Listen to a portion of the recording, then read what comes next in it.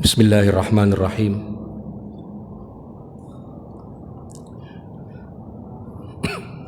Assalamualaikum warahmatullahi wabarakatuh. Alhamdulillah, alhamdulillahi rabbil alamin, wa bihi nasta'in, wa ala umuri dunya waddin, wassalatu wassalamu ala nabiyyina Muhammadin wa ala alihi wa sahbihi ajma'in, amma ba'du. Allahumma allimna ma yanfa'una wa zidna ilman. Yang saya hormati pengurus DKM Masjid JGC, para tokoh masyarakat, bapak-bapak, ibu-ibu, jamaah sholat maghrib yang dirahmati oleh Allah Subhanahu wa Ta'ala. Pada tema di maghrib kali ini melanjutkan kajian-kajian sebelumnya. Tema yang akan dibahas adalah tentang masalah jinayat az-zina, yaitu hukum perzinahan dalam perspektif Islam, dalam hukum Islam.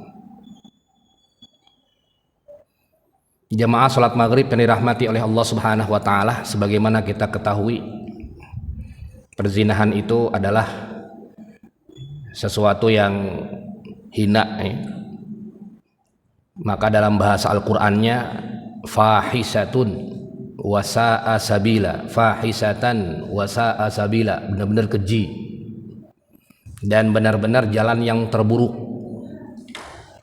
karena tidak di mana-mana. Ada yang remaja, kemudian tua, muda, dan seterusnya, yang belum punya istri, udah punya istri juga begitu kadang-kadang. Artinya melanggar, ada juga yang melanggar syariat Islam atau melanggar hukum Islam, yaitu perzinahan. Kenapa Allah Subhanahu wa Ta'ala menurunkan ayat Al-Quran dan juga hukum pidananya? Sebelum kita masuk ke hukum pidana Islam, kita akan bandingkan dulu hukum pidana di Indonesia. Jadi kalau di Indonesia itu terkait dengan perzinahan di Undang-Undang Nomor 1 tahun 2023, baru sekarang tahun 2023 nomor 1 itu pasalnya 411 sampai 415 tentang perzinahan, dan hukumannya maksimal 1 tahun. Maksimal itu apa? Paling lama 1 tahun. Dan juga deliknya aduan. Kalau nggak ada yang ngadu ya nggak bisa. Nah ini kalau di hukum KUHP di negara kita, yaitu di hukum KUHP Undang-Undang Nomor 1 tahun 2023. Tahun 2023 bisa dicek aja di manapun ada. Jadi pasal 411 sampai dengan 415 kalau tidak salah. Ada pidananya juga itu, ada pidananya juga. Deliknya aduan, yang mengadukan bisa suaminya atau istrinya. Kalau misalnya suaminya selingkuh atau istrinya selingkuh, itu yang mengadukan itu istrinya. Kalau istrinya selingkuh, yang mengadukan suaminya, begitu ya. Kemudian kalau misalnya nggak punya istri atau masih perawan gitu, mau perjaka begitu, maka yang mengadukan adalah bapak ibunya, begitu. Nah itu namanya delik aduan. Kalau enggak ya nggak bisa masuk ke ranah pengadilan, ya paling nanti kekeluargaan. Kalau masih perawan jadi kawinin, paling begitu kalau di perzinahan, kalau di Indonesia seperti itu. Baik, kita akan mengkaji dari sisi hukum Islam. Dari sisi hukum Islam, az-zina haramun, zina itu adalah haram. Wa fahisatun azimatun, dan keji. Fahisah itu benar-benar keji, azimatun yang sangat hina, besar. Wa huwa minal kabair, dan termasuk dosa besar. Bahkan wattafaqo ahlul milal, semua agama juga sepakat ala tahrimihi, mengharamkan zina. Nggak ada yang agama yang membolehkan zina, nggak ada. Kalau ada agama yang membolehkan zina, itu berarti dipertanyakan itu agama mana itu. Semua. Di dalam Al-Quran dijelaskan terkait dengan perzinahan, wala taqrabuz zina innahu kana fahisatan wa sa'a sabila. Dan janganlah kamu mendekati zina. Jadi kalau di ayat-ayat tentang jinayat pidana lain langsung wala taqtulu, dan janganlah kamu membunuh gitu kan. Langsung kepada kepada hukum ininya kepada pidananya begitu. Tapi kalau ini mendekati, berarti ini adalah mendekatinya udah nggak boleh begitu. Mendekati zina tidak boleh, apalagi berzina, sampai berzina. Wala taqrabuz zina, dan janganlah kamu mendekati zina, innahu kana fahisatan wa sa'a sabila, karena sesungguhnya itu adalah perbuatan yang keji dan juga jalan yang buruk. Bahkan di ayat yang lain itu disamakan dengan dosa-dosa yang lainnya. Wallazina la yad'una ma'allahi ilahan akhar, orang-orang yang tidak beriman kepada Allah Subhanahu wa taala, tidak bertauhid. Wala yaqtuluna an-nafsal lati harramallahu illa bil haqq wala yaznuna, orang yang wala yaznuna, orang yang tidak berzina, orang yang bertauhid dan orang yang tidak membunuh. Wa may yaf'al zalika yalqa asama, dan orang yang seperti itu, orang yang musyrik, orang yang membunuh, orang yang berzina, ini dosa termasuk dosa-dosa besar. Yudha'af lahul azab, Allah Subhanahu wa taala akan melipat gandakan siksaannya yaumal qiyamah, di hari kiamat. Wa yukhallidu fihi mahana, dan juga akan dilanggengkan, khalidan fiha itu dilanggengkan siksaannya. Kalau nggak bertaubat pada Allah Subhanahu wa taala, luar biasa siksaannya ini. Kemudian wal aslu fi masru'iyati haddiz zina, dan kemudian hukuman orang-orang yang berzinah ini ada dua. Kalau di dalam agama Islam ada dua, bagi yang belum menikah dan juga yang sudah menikah. Ya, kalau yang di Indonesia di KUHP itu pasal 411 itu, itu mau yang belum menikah mau tidak menikah, pokoknya maksimal 1 tahun, deliknya aduan. Nah, kalau di dalam hukum Islam ini adalah kalau dia bikr, belum menikah, az-zaniyatu waz-zani fajlidu kulla wahidin minhuma mi'ata jaldah, maka jilidlah dia. Dijilid itu dipukul. Fajlidu kulla wahidin minhuma mi'ata jaldah, 100 kali. Ini bagi yang belum menikah. Wa ammar rajmu, dan bagi yang sudah menikah, yang sudah punya istri, yang sudah punya suami, kemudian dia berzina, faqad sabata fi sunnah, maka telah dijelaskan di dalam hadis Nabi Muhammad SAW, riwayat Bukhari Muslim, bahwasanya hukumannya adalah rajam. Dirajam sampai dengan meninggal. Kenapa? Karena Rasulullah SAW juga pernah merajam rajama Ma'izan wa imra'ata min bani Ghamid. Pernah merajam Ma'iz dan imra'ah min bani Ghamid, yang ada di dalam hadis-hadis yang mutawatir. Wa ajma'as sahabah, dan ijma' para sahabat ala masru'iyatir rajam, terhadap syariatnya bagi orang yang sudah menikah kemudian berzina, maka itu adalah dirajam. Nanti kita lihat apa itu rajam, apa itu jilid dan seterusnya di depan. Jadi memang karena ini adalah persoalan yang besar, haramun wa fahisatun azimah, maka bagi yang belum menikah di dalam Al-Quran dijelaskan dijilid 100 kali, mi'atu jaldah. Kemudian di dalam hadis Nabi Muhammad SAW bagi yang sudah menikah yaitu dirajam. Dirajam itu hingga meninggal. Kemudian wa kama anna zina haramun, sama pun zina itu haram, al-liwatu muharramun aidon. Liwat juga sama. Liwat itu artinya laki-laki dengan laki-laki, atau sihak perempuan dengan perempuan, seperti kaum Nabi Lut, itu sama juga. Bal huwa abhasu minaz zina, bahkan itu lebih keji daripada zina. Liqaulihi azza wa jal, karena di dalam Al-Quran dikatakan waluton iz qala liqaumihi atatunal fahisah. Dan waluton izqala, Nabi Lut berkata kepada kaumnya, atatunal fahisah, apakah kamu telah melaksanakan perbuatan yang keji, ma sabaqakum biha min ahadin minal alamin, tidak ada yang pernah melakukan sebelum kamu. Kemudian di ayat yang lain, wala taqrabul fawahisa ma dhahara minha wa ma batan. Maka Allah Subhanahu wa taala bahkan di ayat yang lain mengazab, wa qad azzaballahu qauma lutin bima lam yu'azzib bihi ahadan minan nas. Allah Subhanahu wa taala, sebagaimana kita telah diketahui oleh kita, azabnya kaum Nabi Lut itu seperti apa. Orang yang berzinah, laki-laki dengan laki-laki, perempuan dengan perempuan. Bahkan di dalam hadis Nabi Muhammad SAW di riwayat Imam Abu Dawud, Imam Tirmizi, man wajadtumuhu ya'malu amala qaumi lutin faqtulu al-fa'il wal maf'ul bih. Bahkan di dalam hadis Nabi Muhammad SAW, barang siapa yang menemukan orang seperti itu, yang seperti melakukan kaum Nabi Lut, faqtulu al-fa'il wal maf'ul, maka bunuhlah. Nah, hukumannya lebih berat daripada hukum zina. Nauzubillah summa nauzubillah.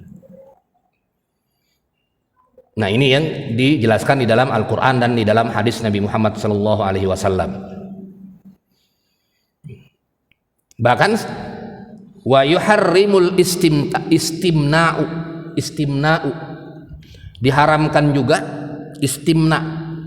Istimna itu adalah onani, tidak boleh juga onani. Liqaulihi azza wa jal, karena di dalam Al-Quran dikatakan wallazina hum li furujihim hafizun illa ala azwajihim aw ma malakat aymanuhum fa innahum ghairu malumin.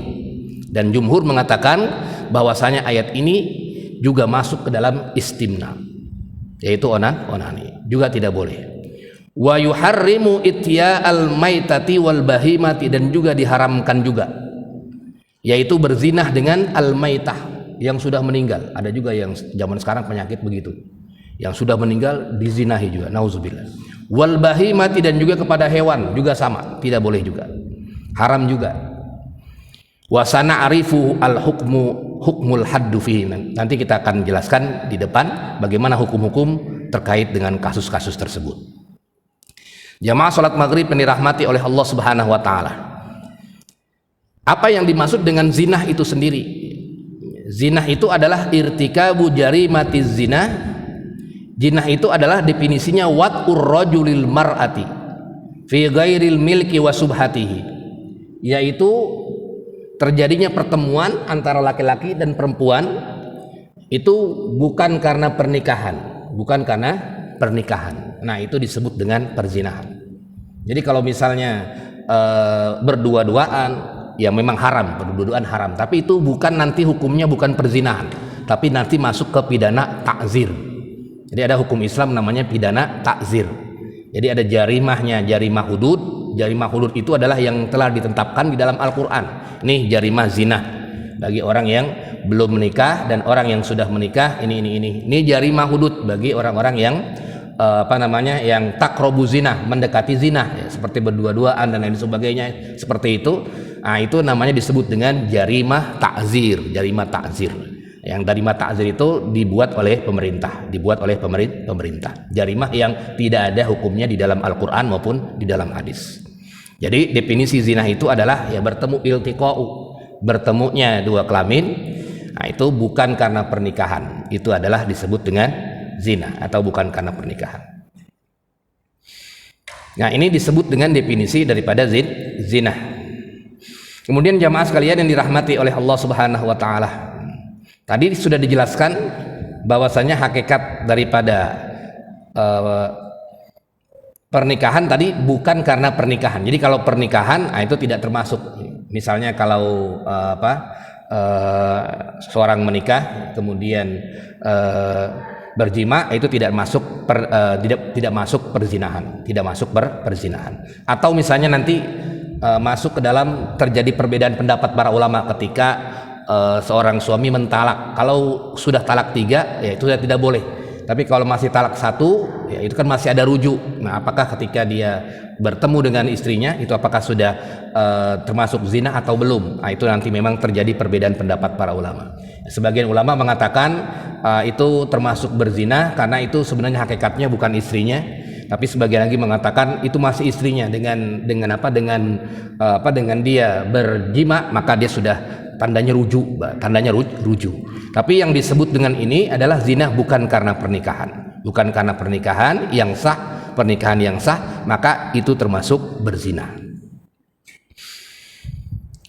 Kemudian surutu haddiz zina, syarat-syarat had zina, syarat-syarat zina, hadnya atau hukumannya. Yang pertama adalah ayyakuna zani balighon, orang yang berzina itu balik. Fala yahuddus sobi, nah, kalau anak kecil itu tidak ada had dia, tidak berlaku yang tadi mi'atu jaldah, tidak. Bittifaq, sesuai dengan kesepakatan para ulama. Nanti kalau memang dihukum maka jatuhnya jarima ta'zir.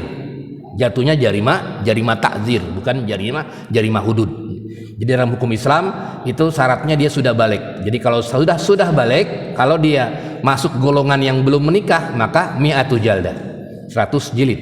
Tapi kalau misalnya dia sudah menikah maka hukumannya rajam dalam hukum Islam. Tapi kalau belum balik maka dia bukan jarimah hudud zina, tapi dia masuk ke jarimah ta'zir. Karena syaratnya yang pertama untuk mendapatkan hukuman had zina itu ayyakuna zani balighon, pezinah tersebut sudah balik. Kemudian ayyakuna aqilan, berakal. Kalau tidak berakal maka tidak terjatuh itu hukuman misalnya jarimah tadi, baik itu mi'atu jaldah atau rajam, karena dia tidak berakal alias gila misalnya. Jadi belum balik atau gila maka dia tidak termasuk jarimah tersebut.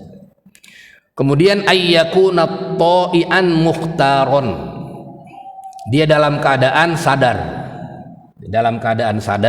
dan juga dalam keadaan punya kesadaran. Berzina itu dalam keadaan sadar. Lalu bagaimana kalau misalnya dalam keadaan tidak sadar? Faqala jumhur kebanyakan para ulama, kalau memang dia tidak sadar karena mabok, maka tetap dia hadnya juga ada.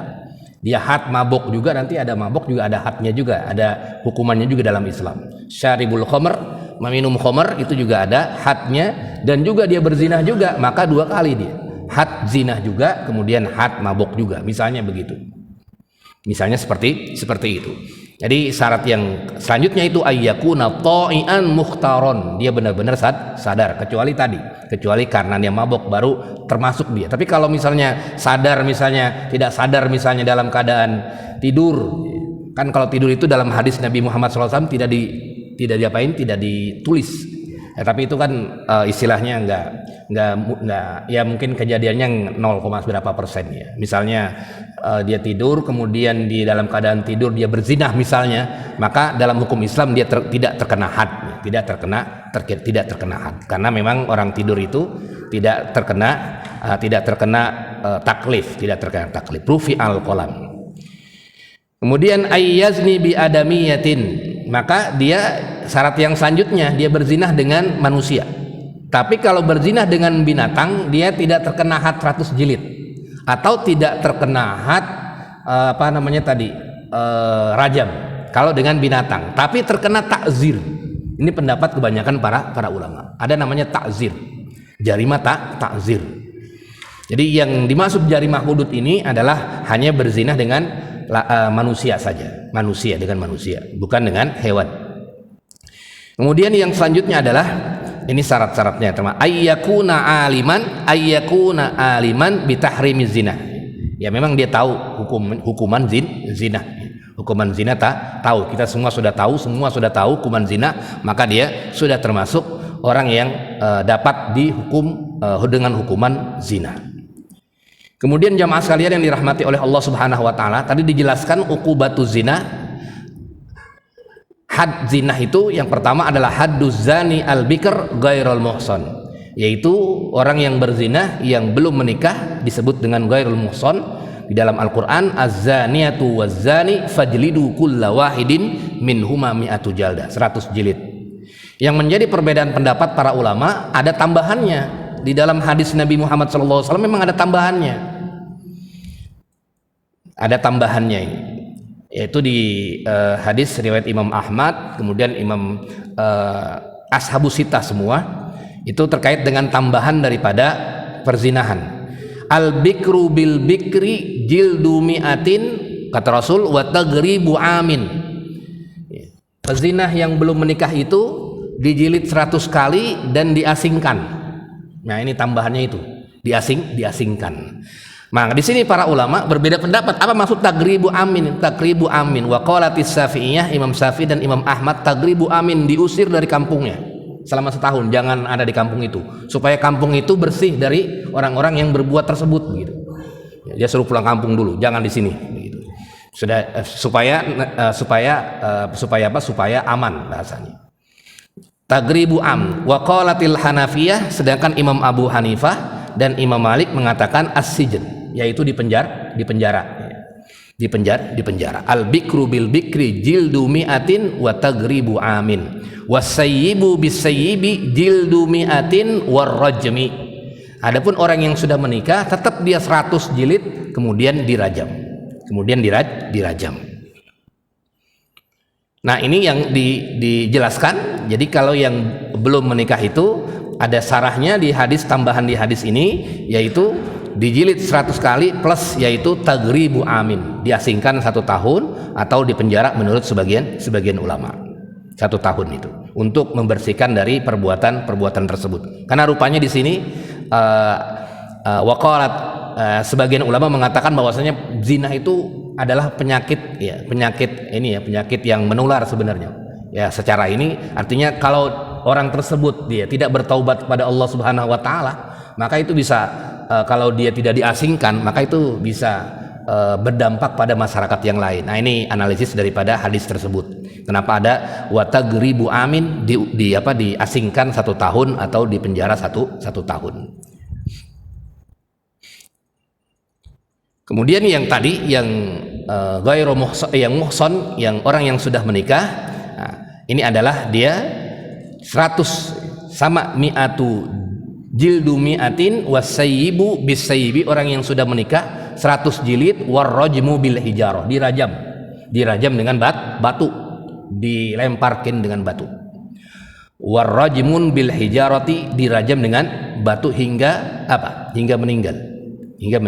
meninggal itu hukumannya di dalam hadis Nabi Muhammad SAW, di hadis riwayat Imam Bukhari Muslim, la yahillu damu mri'in muslim, tidak halal darah seseorang muslim itu kecuali 3, yaitu apa? Pezinah yang sudah menikah, pembunuh, itu kan pembunuh dibunuh lagi kisos, kemudian orang yang keluar dari murtad. Nah, ini 3 ini yang darah seorang muslim menjadi halal. Ini di dalam hadis riwayat Bukhari dan Muslim. Ini termasuk pezinah orang yang sudah menikah itu adalah di mi'atu jaldah, di 100 jilid, kemudian dilemparkan dengan hijarah tadi, dengan batu sampai dengan meninggal. Kemudian jamaah yang dirahmati oleh Allah Subhanahu wa taala, ini merupakan hukuman daripada perzinahan, baik yang meninggal, baik yang belum menikah atau yang sudah menikah. Kemudian tema berikutnya jemaah sekalian yang dirahmati oleh Allah Subhanahu wa taala, hal az-zina, apakah zina itu diampuni dosanya oleh Allah Subhanahu wa taala? Naam, iya. Diampuni dosanya oleh Allah Subhanahu wa taala. Ghafurur Rahim. Diampuni oleh Allah Subhanahu wa taala dosanya. Ya, orang berzina pun kalau dia bertaubat kepada Allah Subhanahu wa taala itu diampuni dosanya oleh Allah Subhanahu wa taala, asalkan taubatan nasuha. Maka Allah Subhanahu wa taala punya sifat Rahim, Rahman Ar-Rahim. Dosa apapun, membunuh pun diampuni oleh Allah. Kemudian berzina pun, orang udah pernah berzina pun kemudian dia bertaubat kepada Allah, kemudian dia bertaubat dengan taubatan nasuha, diampuni oleh Allah Subhanahu wa taala.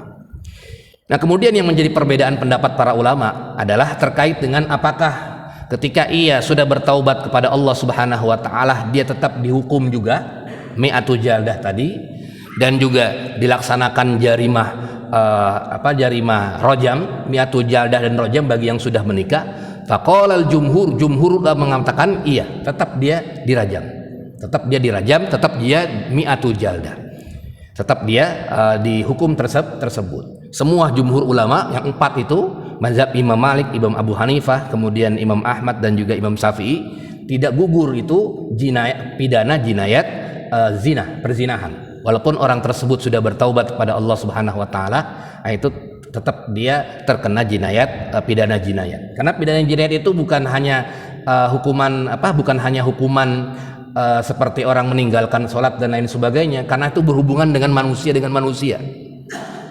Hubungan manusia dengan manusia seperti pembunuhan dan lain sebagainya begitu. Tetap harus dijalankan haknya. Walaupun dia sudah diampuni dosanya oleh Allah Subhanahu wa taala, tetap dijalankan hukum pidananya. Tentu kalau misalnya hukum pidananya yang dijalankan adalah pidana Islam. Jadi kalau misalnya di Indonesia kan bukan pidana Islam. KUHP ya, tidak bisa dijalankan. Nah, ini yang diperbincangkan oleh para ulama terkait dengan tersebut. Jadi kalau misalnya dia sudah bertaubat kepada Allah Subhanahu wa taala, kebanyakan para ulama tetap dia dilaksanakan hukum pidana jinayat perzinahan. Baik itu dia mi'atu jaldah, 100 jilid bagi yang belum menikah, atau hukum rajam bagi orang yang sudah menikah. Kemudian jamaah sekalian yang dirahmati oleh Allah Subhanahu wa taala, sifatu haddiz zinah, sifat had zinah ini berbeda dengan yang kemarin dijelaskan pada pertemuan berikutnya, pada pertemuan sebelumnya. Jadi haddun la yahtamilul afu, ini had tidak ada maaf dari keluarga. Kalau yang kemarin yang pembunuhan itu, hukum pidana pembunuhan ada maaf dari keluarga, ada misalnya hukum bunuh lagi kan, kisos. Kemudian kalau memang dia keluarga korban memaafkan, maka tidak jadi kisos, maka bisa jarimah diat, membayar diat, atau tidak membayar sama sekali, itu kalau keluarganya memaafkan. Tapi kalau jarimah zina itu tidak ada yang namanya al-afu, tidak ada yang memaafkan. Ini bittifaqil ulama sepakat para ulama bahwasanya innahu haddun la yahtamilul afwa was-sulha wal ibru anhu. Ini had yang tidak ada maafnya, tidak ada perdamaiannya, pokoknya harus dilaksanakan. Kalau memang menggunakan syariat Islam harus dilaksanakan itu yang namanya hukum mi'atu jaldah atau rajamnya. Kenapa? Karena perbuatan zina itu tidak akan bisa hilang kalau tidak seperti itu. Nah, ini innahu yajri fihi tadakhul hatta law zana miraran la yajibu alaihi illa haddun wahid. Dan ini juga pidana zinah ini walaupun dia zinahnya berkali-kali, tetap dia hadnya 1 kali, tidak 100. Misalnya berzinah dia misalnya 5 kali, maka dia jadi 500 jilid, tidak. Tetap ulama sepakat bahwasanya hadnya sekali. Hadnya sekali. Misalnya ketika ia diketahui berzinah dengan nanti di depan syarat-syaratnya menghadirkan saksi misalnya, maka dia ketika sudah di pengadilan, maka dia dihukum itu mi'atu jaldah. Dihukum mi'atu jaldah. Sudah selesai. Jadi kalau walaupun dia sudah berzina beberapa kali, tetap dia mi'atu jaldah saja. 100 jilid, tidak berkali-kali lipat menjadi 200 jilid atau 300 jilid dan seterusnya. Jadi tidak berkali-kali lipat itu, tidak berkali lipat. Kemudian jamaah sekalian yang dirahmati oleh Allah Subhanahu wa taala, tema yang terakhir ini adalah tentang isbatuz zinah indal qadi. Bagaimana isbat, artinya bagaimana melaporkan ya perzinahan di hadapan hakim, di hadapan pengadilan. Ajma'al ulama, para ulama berijma ala anna zina yasbutu bil iqrar au bis syahadah. Bahwasanya ijma ulama bahwasanya zina itu bisa terlaporkan ke pengadilan dengan ikrar. Yang pertama, ikrar itu pengakuan. Pernah di zaman Rasulullah sallallahu alaihi wasallam itu ada yang mengadu kepada Rasulullah sallallahu alaihi wasallam, saya berzina. Kemudian Rasulullah sallallahu alaihi wasallam menjilidnya. Kemudian ada juga di hadis yang lain juga seperti itu. Jadi al-iqrar, pengakuan dari dirinya, dirinya berzina. Kemudian yang kedua adalah bis syahadah, dengan saksi, dengan adanya saksi yang melihat dia berzina. Dengan adanya saksi yang melihat dia berzina, maka bisa masuk kepada pengadilan. Kenapa? Karena memang kalau hanya asal nuduh nanti masuk ke pidana berikutnya. Ada yang namanya disebut dengan pidana qazful az-zina, yaitu menuduh berzina. Kalau mudah menuduh berzina nanti hukumannya ada lagi. Jadi nggak sembarangan orang yang tidak berzina dituduh kamu berzina. Tidak. Karena di dalam Al-Quran dikatakan syaratnya itu ada 4 saksinya dalam Al-Qur'an, wallati ya'tinal fahisah min nisaikum fastashhidu alaihinna arba'atan minkum. Wallati, dan orang-orang yang berbuat berzinah itu, berbuat keji, fastashhidu alaihinna arba'atan minkum, maka bawalah saksi sebanyak 4 orang itu. Wa qauluhu azzasmuhu laula ja'u alaihi bi arba'atis suhada, mesti menghadirkan 4 orang saksi. Kalau memang ia tidak bisa menghadirkan 4 orang saksi, maka nanti kena hukuman haddul qazf, qazfu zina, menuduh berzina. Di dalam Al-Qur'an, orang-orang yang menuduh berzina asal nuduh, tidak ada buktinya, tidak ada saksinya yang melihat dia berzina, maka ada hukumannya di dalam Al-Qur'an. Wallazina yarmunal muhsanat, nanti orang-orang yang menuduh berzina summa lam ya'tu bi arba'ati suhada, dan tidak menghadirkan 4 orang saksi, maka dia ada hukumannya juga, hukuman daripada orang nanti masuk ke dalam kategori penuduh berzina, menuduh berzina. Kenapa? Karena orang tersebut tidak orang baik, tapi tiba-tiba dituduh berzina, dituduh berzina. Nah, itu rentetan kasus ketika munculnya hadisul ifki, dan juga hadisul ifki yang terkenal itu sejarah istri Rasulullah SAW yang dituduh berzina oleh orang-orang munafik, dituduh berzina oleh orang-orang munafik, sampai sampai ya berita hoak lah begitu. Kemudian turunlah ayat-ayat tersebut, dan juga termasuk surat tersebut yang terkait dengan kalau mau menuduh berzina maka harus menghadirkan 4 orang saksi, karena melihat muruah atau melihat kehormatan dari seseorang. Orang kalau sudah menuduh berzina itu kehormatannya benar-benar dituduh begitu, maka harus menghadirkan 4 orang saksi itu. Dan juga 4 orang saksi di sini dalam agama Islam, dalam hukum Islam itu yang pertama, syaratnya yang pertama orang-orang tersebut adadul arba'i fis suhud, 4 orang. Kemudian yang kedua itu harus balik semua 4 orang tersebut. Al-bulugh, berbalik, wal aqlu, berakal juga. Kemudian yang selanjutnya adalah al-adalah. Al-adalah itu artinya adil.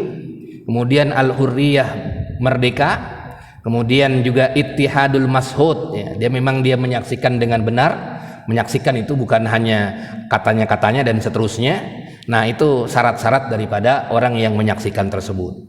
Syarat-syarat daripada orang yang menyaksikan tersebut. Nah, ini bagian daripada rentetan ketika mengadukan kepada hakim, karena bagaimanapun juga itu yang memutuskan pidana jinayat hakim.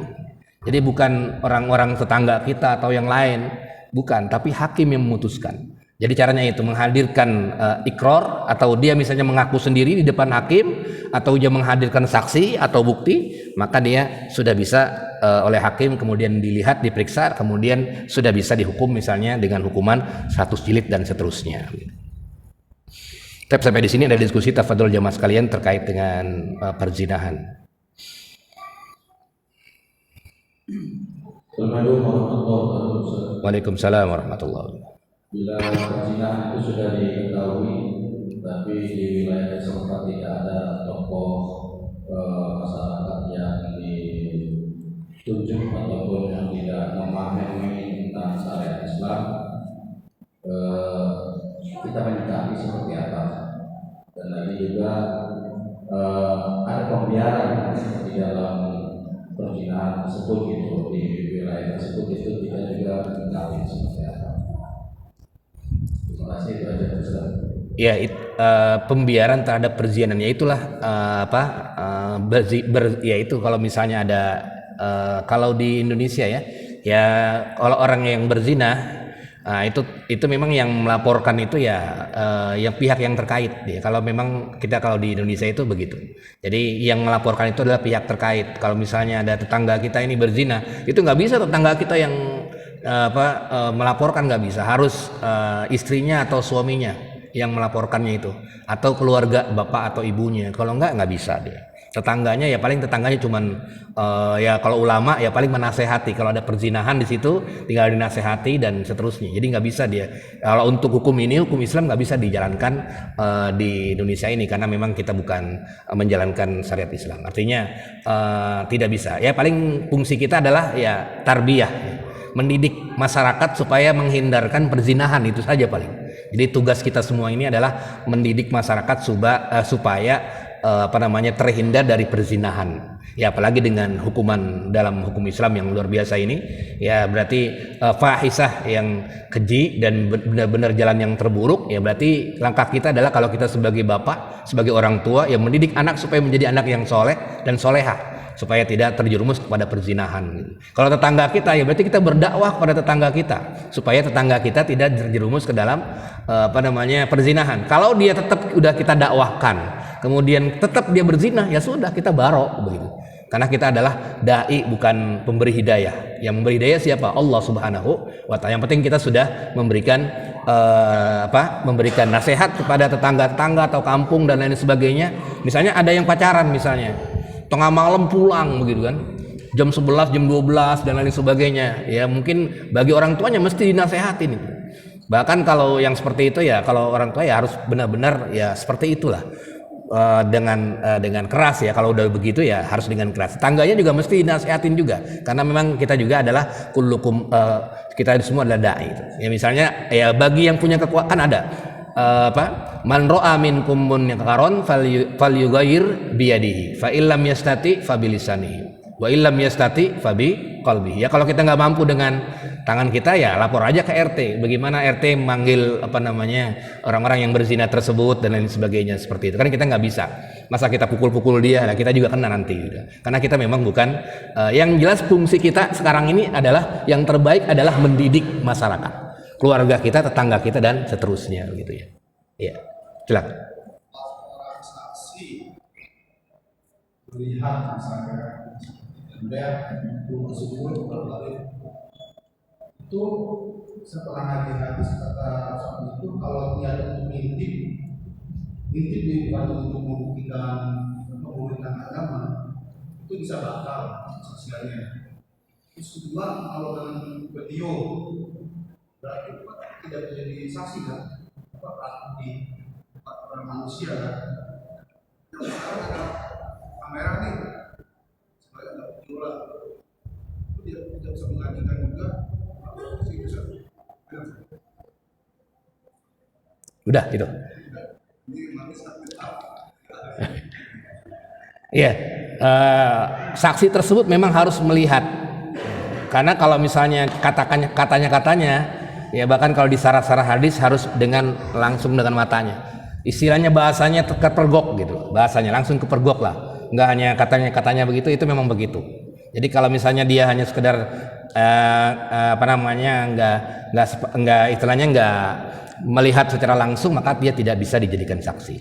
Kemudian yang kedua terkait dengan kamera dan seterusnya, apakah dia bisa dijadikan saksi dan seterusnya? Ya memang ini kan bahasan perzinahan itu kalau kita lihat kamera itu yang kalau cuman lihat dia misalnya berdua-duaan itu kan bukan nggak bisa disebut dengan perzinahan.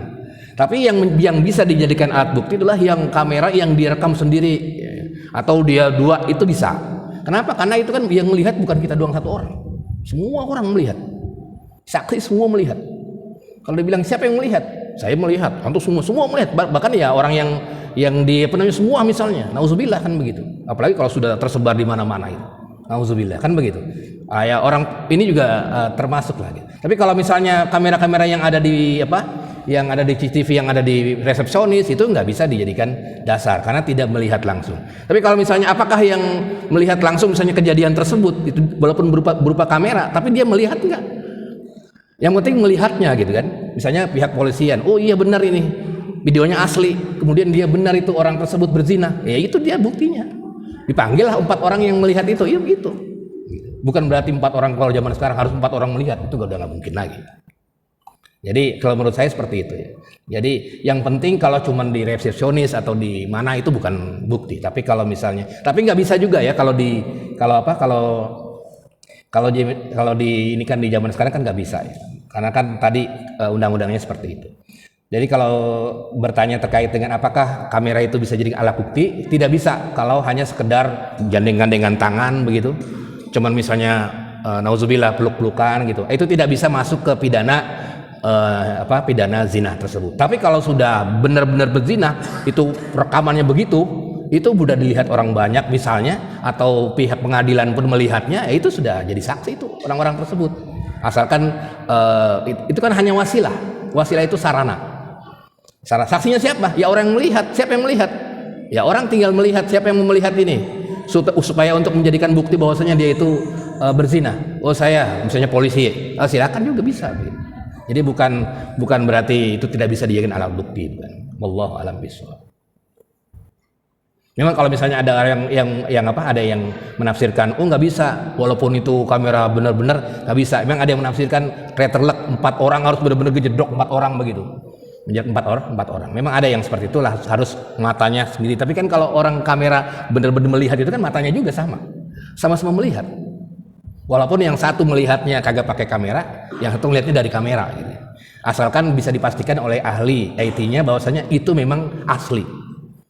Kalau itu asli, ya itu berarti dia termasuk orang yang melihat perzinahan tersebut, siapapun begitu. Wallahu a'lam bishawab. Taib, ada lagi, tafadhol, silakan jemaah sekalian. Yang mudah-mudahan kita dijauhkan dari perbuatan tersebut ya. Dan ini hanya belajar untuk kita, intinya fungsi kita adalah menterbiyah atau mendidik ya, minimal keluarga kita. Ku anfusakum wa ahlikum naro, minimal keluarga kita jaga anak kita, istri kita, semuanya dari api neraka, termasuk perbuatan berzina. Kemudian tetangga kita dan lain sebagainya kita dakwahkan dan seterusnya gitu ya, dan seterusnya gitu.